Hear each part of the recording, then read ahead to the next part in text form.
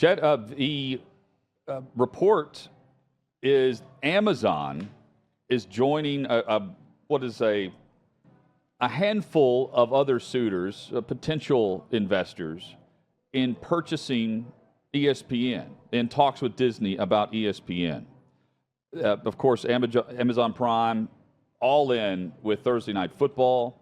They are, despite seeing numbers drop, and it was anticipated going from Fox to Amazon with a streaming-only service, they stepped up again and paid another $1 billion or whatever for the Black Friday game to create a day on their own for them. The Black Friday game, they get a premium matchup as well. But this contract between ESPN and Amazon, according to Front Office Sports, would center on just aiding the development of the full direct-to-consumer version of ESPN.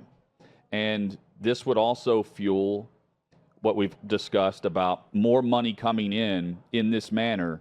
That's where you're going to see the next stage of the Super Conference, because that's when you really crank up more and more money. You have the other billions and trillions coming in that will also be paying and getting their fair share of the best matchups across college football.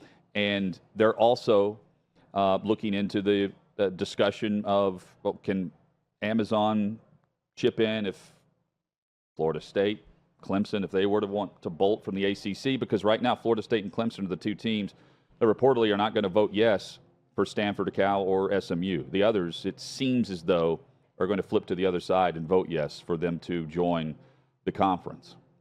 Well, and if the media rights deals are getting too rich even for Disney and ESPN, which that tends to be the case, they're having to be more selective about what they're paying for.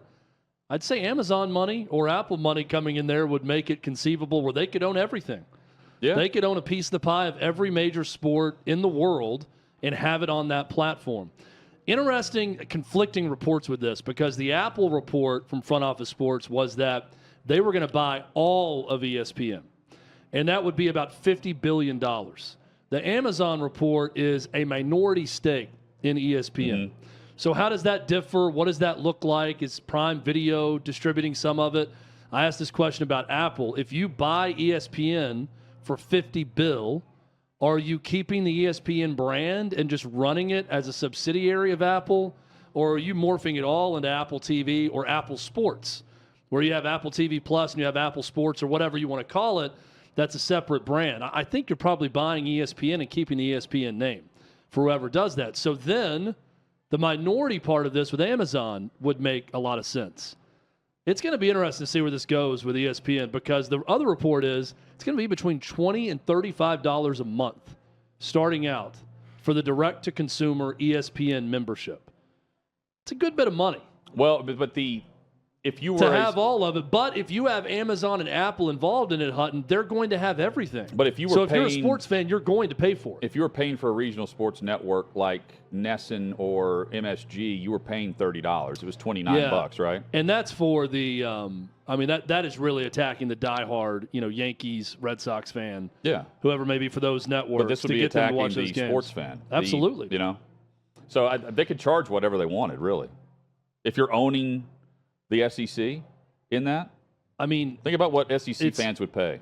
Yeah, it's also, I just look at all this and I think, we had it right with television and cable. And then because we got new technology with streaming, we flipped the entertainment world on its head. And now what everybody's finding out is, man, we were pretty smart the way we had it before, and that was very profitable. Let's kind of go back to that. So now we're just piecemealing it where it's going to be way more for the consumer to pay for everything they want through direct-to-consumer streaming services. And ESPN would be another one. And ESPN makes more than anyone else off of cable subscriptions. But they're losing the cable subscriptions. They're charging less for ESPN Plus than they are charging for the cable subscriber, and what the average person pays on their cable bill. It's roughly $10 a month of your cable bill, satellite bill, whatever, is going to ESPN.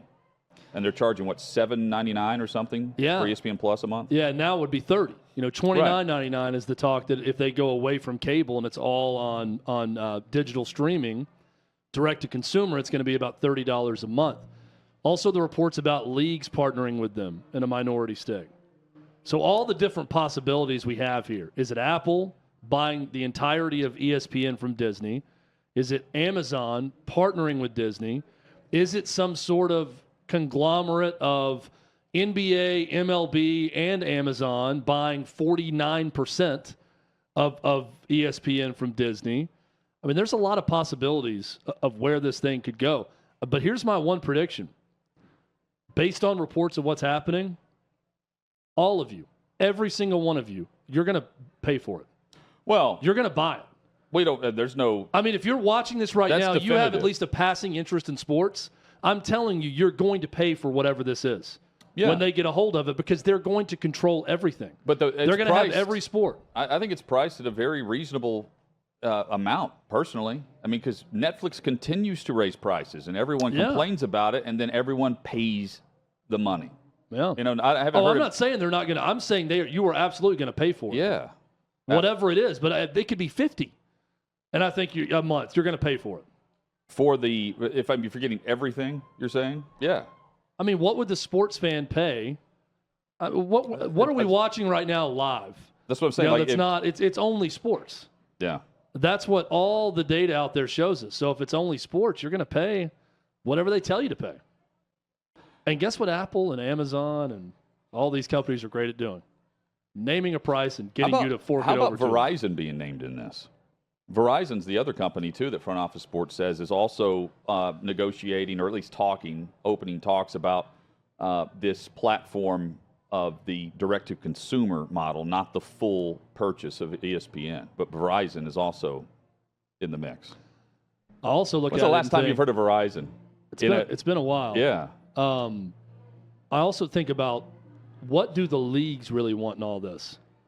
Because while that's a lot more money coming into ESPN that they could now spend in rights fees, you're also eliminating an enormous competitor, either Prime Video or ESPN.